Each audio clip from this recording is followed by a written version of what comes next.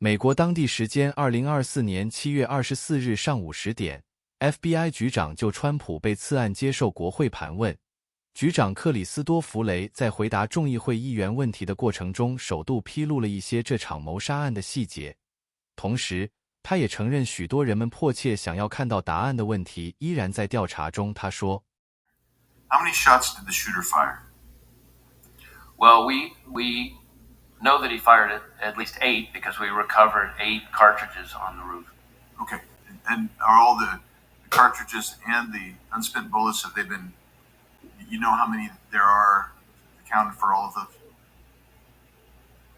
I assume. Yeah. We believe we have. We believe we have. Again, there's lots of work still ongoing, but yes, we believe we have accounted. And did the recovered shells, the cartridges, match the shooter's rifle?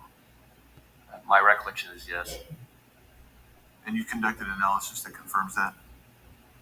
Well, we work with ATF, but yes, so some of the work has been divided up. And how many shells casings were recovered from the location of the counter snipers? I'm sorry, I couldn't hear the last part. From the counter snipers location. That I don't have the answer, at least here at my fingertips.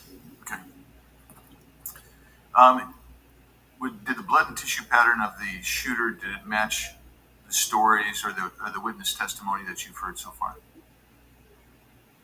Can you? I'm not sure I'm following the question. Well, I assume you've interviewed the counter snipers, or you have that evidence and other witnesses describing the kill of the shooter.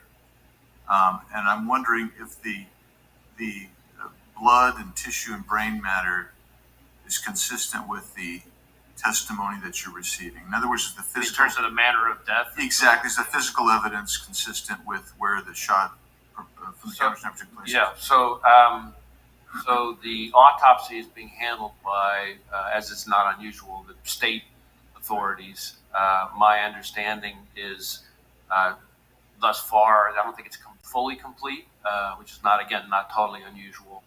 But so far, nothing remarkable on that front. That's from the body itself, but from actually the scene where the shooter was found, is everything consistent with the testimony, the physical evidence at the scene? Is that consistent with the testimony you've seen, that you've heard so far? So far, yes. Again, ongoing investigation. Were you able to determine whether the shooter took the gun up with him when he climbed up to the top of the roof, or was it already placed there somewhere? So that is something that we're drilling into right now that we don't know the answer to yet. I can tell you, which may be relevant, though, to your question, that, and I don't think this has been reported yet, that the weapon had a collapsible stock, which could explain why it might have been less easy for people to observe. Because one of the things that we're finding is people have observed him, the first people to observe him with the weapon were when he was already on the roof, and we haven't yet found anybody with firsthand observation of him with the weapon walking around beforehand. So that doesn't mean he wasn't, obviously, but the collapsible stock is potentially a very significant feature that might be relevant to that. Was the shooter on the FBI's radar in any way prior to the assassination attempt? We did not have any information about the shooter. He was not in our holdings before the shooting. No communication in any chat rooms, no CIs or confidential human sources have any interaction? No, we've run a thorough search for the subject through all of our holdings, and he was not in them anywhere. Were there any FBI agents or informants present at the Trump rally in Butler? Not to my knowledge. And Mr. Jordan was talking to you about Iran.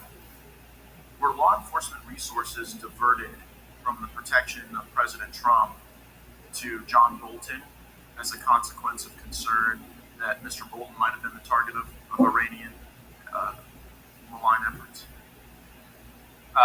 That's really a Secret Service decision. I don't know the answer to that. That's really something they would know better. What I can tell you is that there are a number of individuals. You mentioned one who have brought a case, a specific criminal case for the Iranians targeting for assassination. But how are you going to get that answer to us? Whether or not resources were diverted from Trump to Bolton? Is that just going to be part of your review? I think that's going to be part of the reviews by the the Inspector General. The Inspector General from DHS, right?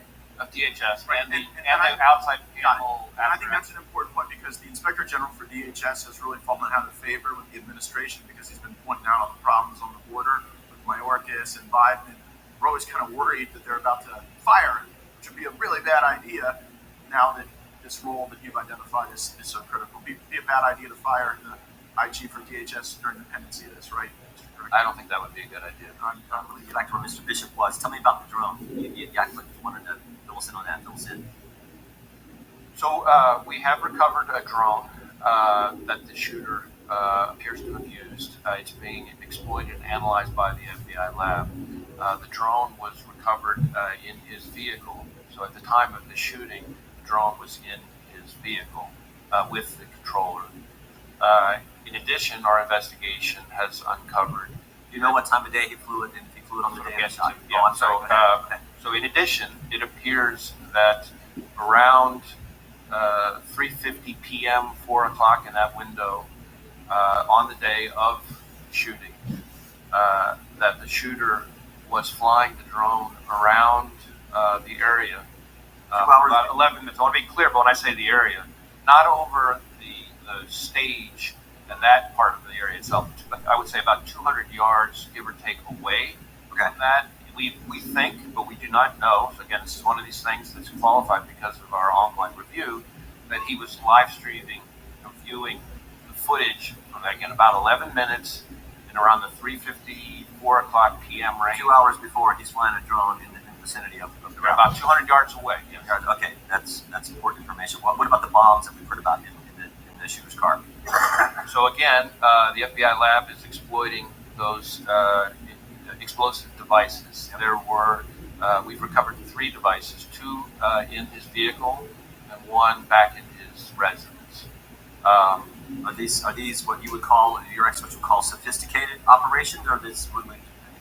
I think, I don't know. That's what I've been told by people who have some understanding of this area. yeah, I think it's, we've seen more sophisticated and less. I would say these are relatively, again, keyword relatively crude devices themselves, but they did have the ability to be detonated remotely. And so to that point, in addition to the 2 devices that we recovered out of his vehicle, there were receivers for those 2 explosive devices with the devices. And then on the shooter himself, when he was killed by law enforcement, he had a transmitter with him. Now, I do want to add one important point here, is at the moment, it looks to us, again, ongoing review, and I can't say that too many times, at a moment, it looks like because of the on-off position on the receivers, that if he had tried to detonate those devices from the roof,